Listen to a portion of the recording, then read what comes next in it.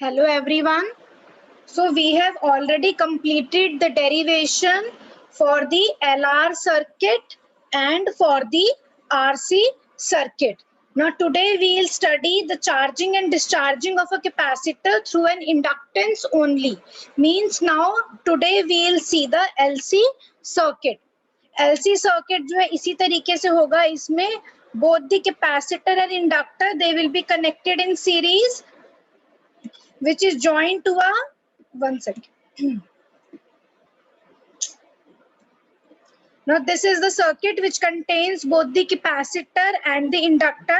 They are connected to the cell of EMF E through a tapping key K. Okay, so here we have a capacitor and an inductor in series joined to a cell of EMF E through a key. यहाँ पर क्या difference होगा, यहाँ पर हमारे पास circuit में inductor और capacitor है. तो क्या होगा, जैसे ही हम की को प्रेस करेंगे सर्किट क्लोज हो जाएगा and current will flow through the circuit. Current के फ्लो होने से क्या होगा, जो कैपेसिटर है it will start getting charged from 0 to Q0. ठीक है, ध्यान से सुनना. कैपेसिटर की क्या प्रॉपर्टी होती है, इट चार्जेस. ठीक है, तो कैपेसिटर जो होगा it will start getting charge from the minimum value 0 to the maximum value Q0. और इंडक्टर के केस में क्या होगा, जैसे ही सर्किट में करंट फ्लो करेगा इंड्यूस्ड ईएमएफ जो है वो प्रोड्यूस होगी इंडक्टर के अक्रॉस, और वो इंड्यूस्ड ईएमएफ कितनी होगी, -LdI/dt. माइनस साइन क्यों है, because it opposes the EMF E of the cell. तो इन्हीं प्रॉपर्टीज का यूज करके हम जो है इक्वेशन लिखेंगे. ठीक है, तो व्हाट हैपेंस, जैसे ही हमने की को प्रेस किया करंट जो है it will flow through the inductor and the capacitor. जिस वजह से जो capacitor it will start getting charged. ठीक है, तो पोटेंशियल डिफरेंस क्या होगा अक्रॉस द कैपेसिटर हम ऑलरेडी देख चुके हैं. Across the capacitor potential difference होगा Q/C by using the simple relation Q = CV. तो V = Q/C. और इस करंट के फ्लो होने की वजह से EMF जो है वो भी इंड्यूस होगी across the inductor, and that induced EMF जो है उसका मैग्नीट्यूड होगा LdI/dt. नेगेटिव साइन जो है वो रिप्रेजेंट करेगा that it opposes the EMF E of the cell because of the Lenz law. ठीक है, तो अब हमें पोटेंशियल डिफरेंस मिल गया है. So what we will do now, we will write the total potential. कैसे लिखेंगे हम, जैसे हमने इक्वेशन पहले यूज करी थी उसी तरीके से. जो EMF E है सेल की that will be equal to the sum of potential difference across the capacitor plus the sum of potential difference, plus the potential difference across the inductor. ठीक है, तो हमारे पास टोटल EMF क्या है, this is the sum of potential difference across the capacitor and the inductor. तो value substitute करो. EC को we can write as Q/C, EL को we can write as LdI/dt. फिर ये लेफ्ट हैंड साइड पे जाएगा और हमारे पास ये इक्वेशन आ जाएगी, E - LdI/dt is equal to Q/C. Now इस इक्वेशन में if I substitute current as dQ/dt, तो हमारे पास इक्वेशन क्या आ गई, Q/C plus L d/dt of dQ/dt is equal to E. ठीक है, हमने I जो है उसको सब्स्टिट्यूट कर दिया एज dQ/dt. ठीक है, तो हमारे पास अब क्या इक्वेशन आ गई, ये हमारे पास हो गया second derivative of charge with respect to time. तो ये हो गया d2Q/dt² प्लस पूरे को L से डिवाइड करो तो Q/LC इक्वल टू E/L. हमारे पास ये इक्वेशन आ गई. इसको खुद से सॉल्व करके देखना नोटबुक में, सिंपल है ये. तो अब ये क्या आया, d2Q/dt² प्लस 1/LC. अगर हम कॉमन लेंगे तो इसमें से हमारे पास ब्रैकेट में आ गया Q. ठीक है, और ये E/L लेफ्ट हैंड साइड पे जाएगा जिसमें से हम 1/LC कॉमन लेंगे तो ये हो जाएगा -E/C. तो हमारे पास ये इक्वेशन आ गई which is basically the second order differential equation with respect to charge. Second order differential equation आ गई हमारे पास चार्ज की, and this is with respect to time. ये इक्वेशन हमारे पास कैसे है, simply E is equal to EL plus EC, where EL is L di upon dt, substitute I as dq upon dt, ठीक है, और EC हमारा हो गया Q upon C। उसके बाद हमारे पास ये इक्वेशन आ गई ना। हमारा नेक्स्ट स्टेप क्या होता है, जैसे हमारे दोनों ही डेरिवेशंस में हमने किया था, ये जो E है इसको हमें चार्ज के टर्म्स में लिखना है, ठीक है। कैसे लिखेंगे, देखो, when capacitor gets fully charged, that means यहाँ ऑलरेडी लिखा हुआ है, इसको देख लो, that is when Q becomes Q not. Q अगर Q नॉट हो गया, that means it becomes constant. हमारा जो करंट है वो क्या होता है, सॉरी, करंट हमारा क्या होता है, सबको पता है, current is defined as dq upon dt, ठीक है, ऊपर ऑलरेडी लिखा है, current is dq upon dt। जब करंट हमारा क्या होगा, when charge becomes maximum equal to Q naught, तो Q की जगह अगर हम Q नॉट लिखेंगे तो Q नॉट का differentiation with respect to time क्या होगा, जीरो। Q नॉट का why zero, because Q naught is a constant and differentiation of a constant quantity is always zero, ठीक है। So when Q is equal to Q not, that means when charge becomes maximum, in that case current will be zero, since I is equal to dq upon dt, and at Q is equal to Q naught, d2 Q naught upon dt becomes zero, being Q naught constant। तो इस property को अगर मैं इस equation में apply करूं, that means at Q is equal to Q naught, यहाँ पे Q naught आ गया, at Q is equal to Q naught हमारा I जीरो होगा, तो जीरो का डिफरेंशिएशन भी जीरो हुआ, तो हमारे पास E क्या आ गया, Q naught upon C। तो substitute this value of E in this equation, तो हम we can rewrite this equation as d2q upon dt square plus 1 upon LC into Q minus Q naught equal to 0। E को हमने substitute किया Q naught upon C, ठीक है, from this equation। C से C cancel out होगा और हमारे पास यहाँ पे रह गया Q naught, ठीक है, where Q naught is the maximum charge that can be stored by the capacitor। तो हमारे पास अब ये फाइनल इक्वेशन आ गई, and we have to solve this equation. इस इक्वेशन को हम कैसे सॉल्व करेंगे ना, this is the second order differential equation. ये इक्वेशन जो है ये काफी सिमिलर है इस फॉर्म से, d2x upon dt square plus p square x is equal to 0, जहां पर x हमारा हो गया q और p हमारा क्या हो गया 1 अपॉन अंडर रूट LC, ठीक है। अगर मैं इन दोनों इक्वेशंस को कंपेयर करूं, ठीक है, so this equation is nothing but of this form, और ये किसकी इक्वेशन होती है, this is the differential equation for the undamped simple harmonic motion, जिसका पीरियड होता है 2 पाई अपॉन p। p अगर हम इसको इस इक्वेशन से रिलेट करें तो हमारे पास p क्या आ गया 1 अपॉन अंडर रूट LC, तो हमारे पास जो टाइम पीरियड है वो आ गया 2 pi under root LC। Frequency क्या होता है 1 upon time period, so frequency of oscillations हमारे पास आएंगी 1 upon 2 pi under root LC। So this is about the charging of capacitor through an inductor। अब इसको एक बार दोबारा सुन लो, इसमें हमने क्या किया, सबसे पहले जैसे ही हमने की को प्रेस किया कैपेसिटर चार्ज होगा, और चार्ज होने की वजह से उसके अक्रॉस जो पोटेंशियल डिफरेंस है वो होगा Q अपॉन C, इंडक्टर के अक्रॉस EMF इंड्यूस होगा L di अपॉन dt। तो ये दोनों वैल्यूज को हम पुट करेंगे इस इक्वेशन में, फिर उसके बाद we'll substitute current equal to dq upon dt, फिर हमारे पास ये इक्वेशन आ गई, ठीक है। फिर इस इक्वेशन में we will substitute the value of capital E which comes out to be equal to Q naught upon C, so we get this final equation। now we have to solve this equation। इस equation को हम कैसे solve करेंगे, हम देख रहे हैं this equation is nothing but of this form, और ये किसकी इक्वेशन होती है, ये डिफरेंशियल इक्वेशन होती है अनडैम्प्ड सिंपल हार्मोनिक मोशन की। इसका मतलब है जो चार्ज है कैपेसिटर के अंदर वो किस तरीके से वेरी कर रहा है विद टाइम। जब हमने सबसे पहले LR सर्किट किया था तो उसमें हमने देखा था कि जब की को हम प्रेस कर रहे हैं करंट जो है इट इज ग्रोइंग एक्सपोनेंशियली। ध्यान से सुनना, I am summarising the things. LR circuit में हमने देखा था जैसे हमने की को प्रेस किया current is growing exponentially with time, और जैसे ही हमने की को रिमूव कर दिया in that case current is decreasing exponentially। current is first increasing exponentially then decreasing exponentially।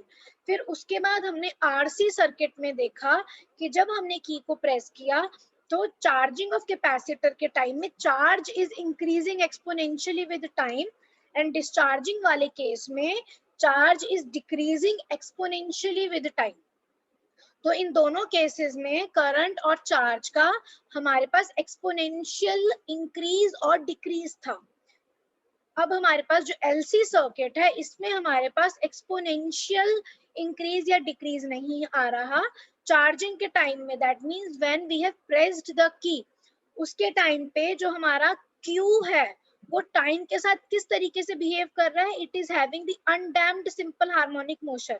मतलब इस तरीके से, अनडैम्प्ड मतलब एम्पलीट्यूड जो है it is not changing with time, undamped damped नहीं है। इस तरीके का जो बिहेवियर है वो शो कर रहा है charge with respect to time during the charging of the capacitor और during the time when we have pressed the key. ठीक है, और ये जो हमारे पास अनडैम्प्ड सिंपल हार्मोनिक मोशन आया है इसका टाइम पीरियड हमारे पास आया 2 pi under root L C. तो फ्रीक्वेंसी ऑफ ऑसिलेशंस हमारे पास आ गई 1/2 pi under root L C. इस फॉर्मूले को याद रखना, इसमें कभी कभी न्यूमेरिकल्स आ जाती हैं एग्जाम में ना। तो यहाँ पे हमने देखा हमारा जो बिहेवियर है चार्ज का with respect to time, that is undamped simple harmonic motion. It means solution जो है वो ऑसिलेटरी सोल्यूशन है, साइन या कोसाइन होना चाहिए। ये ऑसिलेट कर रहा है ना, oscillating between this maximum and this minimum value, then again oscillating between this maximum and this minimum value. तो सोल्यूशन जो है यहाँ पर ऑसिलेटरी है। एलआर और आरसी में सोल्यूशन जो है वो एक्सपोनेंशियल इंक्रीज और डिक्रीज था, यहाँ पर जो सोल्यूशन है वो ऑसिलेटरी है। So the charge through the LC circuit is oscillatory which is executing simple harmonic oscillations, और you can say undamped simple harmonic oscillations. Simple है, बहुत सिंपल है, बस समझने की वो है, समझ में आ जाता है तो बहुत सिंपल है। Next, we'll study the case of the discharge of the capacitor through an inductance. That means when we have released the key. जैसे ही हम की को रिलीज करेंगे कैपेसिटर जो है it will start getting discharge from the maximum charge Q naught to 0. So potential difference across the capacitor जो है it will again be Q upon C, and because of the releasing of key current जो है circuit में वो decrease करेगा। So because of the decrease in current induced EMF जो है वो प्रोड्यूस होगी अक्रॉस द इंडक्टर। क्यों प्रोड्यूस होगी? Because of the Faraday law of electromagnetic induction. और इंड्यूस्ड ईएमएफ जो है -L/di/dt है।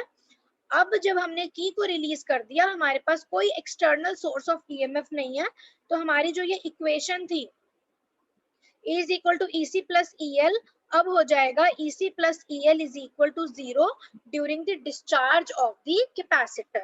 तो EC plus EL equal to 0, EC is Q upon C, EL का magnitude है L di upon dt and that is equal to 0. Next step क्या होगा? Put current as dq upon dt। तो हमारे पास ये इक्वेशन जो है इसको हम we can rewrite in this form Q upon C plus L into d2q upon dt square equal to 0. इस इक्वेशन को I can write as d2q upon dt square plus q upon lc equal to 0. अब हमारे पास जो ये equation है this is again the differential equation of the undamped simple harmonic motion d2x upon dt square plus p square x equal to 0, where again x is q and p is 1 upon under root lc. ठीक है, अब हम इसमें क्या करेंगे? तो हमने देखा चार्जिंग के टाइम पे भी जो सोल्यूशन है वो ऑसिलेटरी है, it is showing undamped simple harmonic motion, और डिस्चार्जिंग के टाइम पे भी जो सोल्यूशन है वो ऑसिलेटरी है which is showing undamped simple harmonic motion. अब हम क्या करेंगे? अब हम इस इक्वेशन से Q की वैल्यू निकालेंगे। कैसे निकालेंगे? Let us consider 1 upon LC is equal to omega square, where omega is representing the angular frequency. So substitute this value in this equation. So we get d2q upon dt square plus omega square q is equal to 0. सबको पता है इस equation का जो solution होता है वो होता है q is equal to a sin omega t plus phi. अब हमें क्या निकालना है? We have to find the amplitude and the phase. अगर हमने एम्पलीट्यूड और फेज निकाल लिया तो हमारे पास Q का सोल्यूशन आ जाएगा। ठीक है, जिसको नहीं पता इसका ये सोल्यूशन होता है उसको ये याद करना पड़ेगा। इसका सोल्यूशन है Q is equal to a sin omega t plus phi. where omega is the angular frequency equal to 1 upon under root LC. ये हमारा आया from this equation. ठीक है. Now we have to find the amplitude A and the phase phi. कैसे निकालेंगे? We'll consider the case at t equal to 0. Discharging का case है, that means जैसे ही हमने की को रिलीज किया एट t इक्वल टू 0, जो चार्ज था वो मैक्सिमम था, that is equal to Q naught. तो इस प्रॉपर्टी को हम यहाँ पे पुट करेंगे at t equal to 0. Omega t हमारा 0 हो जाएगा, Q हमारा Q नॉट हो जाएगा. So this equation becomes Q naught is equal to A sin phi. So this gives A is equal to Q naught upon sin phi. If I put phi is equal to pi by 2, तो sin pi by 2 क्या होता है? 1. So when phi becomes pi by 2, A becomes Q naught. So what will be the solution now? Q हमारा क्या हो जाएगा?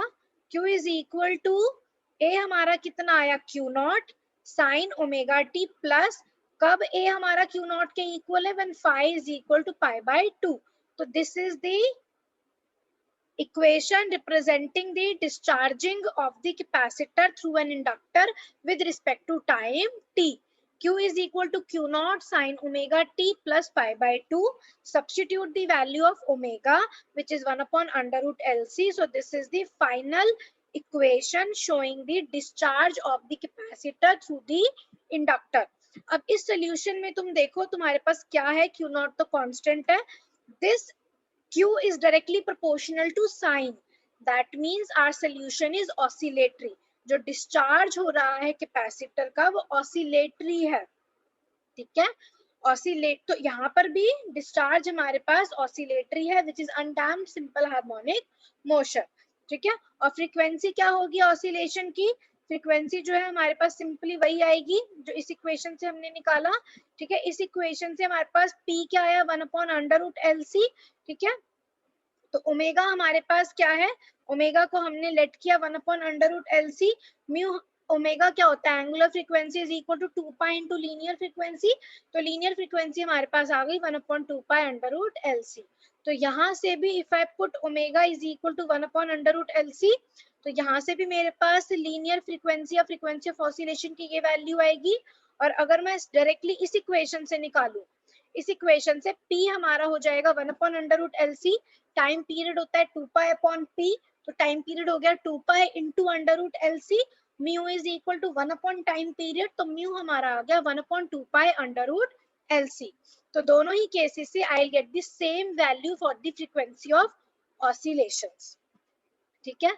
इस तरीके से निकालोगे तो भी यही आएगी, ओमेगा के यूज करके निकालोगे तो भी यही आएगी. तो इसमें हमने क्या देखा?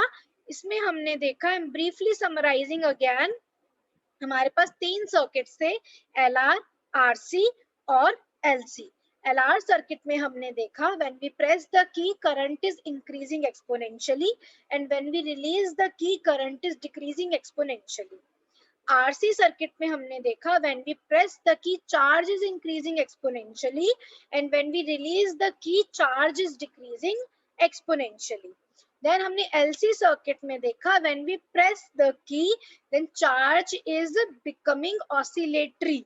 चार्ज जो है हमारा it is oscillatory which is executing simple harmonic oscillations. Next उसकी जो फ्रीक्वेंसी है वो हमने निकाला, आया 1 upon 2 pi under root LC. फिर हमने देखा when we released the key, that means at the time of discharging, when we release the key again charge जो है now it is discharge, it is again oscillatory. When we release the key again charge जो है it is executing simple harmonic oscillations and these oscillations are undamped simple harmonic oscillations. ठीक है. तो यहाँ पे भी finished with the LC circuit. तो अब हमारा जो नेक्स्ट स्टेप होगा वो होगा to study the LCR circuit.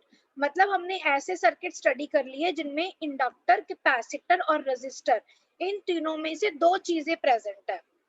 या तो LR सर्किट है या RC सर्किट है या हमारा LC सर्किट है. ठीक है. अब हम क्या देखेंगे? अब हम एक ऐसा सर्किट देखेंगे जिसमें ये तीनों चीजें जो है हमारी सर्किट में कनेक्टेड होंगी in series with the cell of EMF E. ठीक है. फिर उसमें हम देखेंगे what happens when we press the key and what happens when we release the key. जब हम प्रेस करेंगे की को, उसमें पहले हम चार्ज निकालेंगे, फिर I is equal to d q upon d t की हेल्प से हम करंट निकालेंगे. सिमिलरली हम डिस्चार्जिंग के लिए भी ऐसा करेंगे. ठीक है, ये कुछ न्यूमेरिकल्स हैं, देखना चाहते हो तो देख लेना. नेक्स्ट क्लास में we'll study the charging and discharging of a capacitor through the resistance and inductor. That means we'll consider a circuit in which we have capacitor, inductor and resistor in series connected to a cell of EMF E through a key K. तो जैसे हम की को press करेंगे तो current जो है वो फ्लो करेगा सर्किट में, कैपेसिटर जो है वो चार्ज होगा. ठीक है, और जो इंडक्टर है उसके अक्रॉस ईएमएफ इंड्यूस होगी. तो कैपेसिटर के अक्रॉस पोटेंशियल डिफरेंस हो गया Q अपॉन C, इंडक्टर के अक्रॉस हो गया L di upon dt, resistance के अक्रॉस क्या होगा I इंटू R. फिर हम सिंपल इक्वेशन में उसको पुट करेंगे. E इज इक्वल टू, अब यहाँ पर हमारे पास इक्वेशन हो जाएगी E is equal to EL plus EC plus ER. ठीक है, this we'll do in detail in the next class, and this derivation that we'll do in the next class, this is very important from your examinations point of view.